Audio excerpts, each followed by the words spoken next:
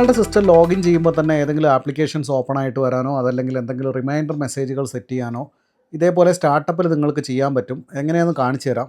Follow ചെയ്യാത്തവരാണെങ്കിൽ ഒന്ന് follow ചെയ്ത് വെച്ചോ. ഇതിനായിട്ട് നിങ്ങൾ റൺ കമാൻഡ് ഓപ്പൺ ചെയ്യുക. അതിനുശേഷം ഷെൽ സ്റ്റാർട്ടപ്പ് എന്ന് ടൈപ്പ് ചെയ്യുക.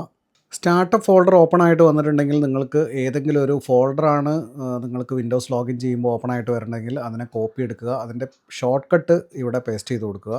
ഇനി ഏതെങ്കിലും ആപ്ലിക്കേഷനാണ് നിങ്ങൾക്ക് ഇതേപോലെ ഓപ്പൺ ആയിട്ട് വരേണ്ടതെങ്കിൽ ആ ആപ്ലിക്കേഷൻ്റെ ഷോർട്ട് കട്ട് ഇവിടെ പേസ്റ്റ് ചെയ്ത് കൊടുത്താൽ മതി.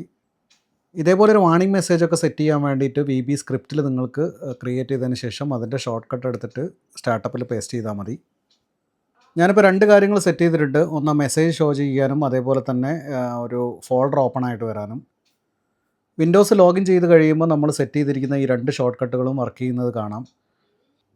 അപ്പോൾ ഇതേപോലെ നിങ്ങൾക്ക് സ്റ്റാർട്ടപ്പിൽ എന്തെങ്കിലും സെറ്റ് ചെയ്ത് വെക്കണമെങ്കിൽ സെറ്റ് ചെയ്ത് വെക്കാവുന്നതാണ്. ഒരു കാര്യം ശ്രദ്ധിക്കാനുള്ളത്, ഒരുപാട് ആപ്ലിക്കേഷൻ്റെ ഷോർട്ട് കട്ട് ഇതേപോലെ കൊടുത്തു കഴിഞ്ഞാൽ സിസ്റ്റം സ്റ്റാർട്ടപ്പ് സ്ലോ ആവും. അത് ശ്രദ്ധിക്കുക. വീഡിയോ ഇത്രയേ ഉള്ളൂ. പുതിയൊരു വീഡിയോ ആയിട്ട് കാണാം.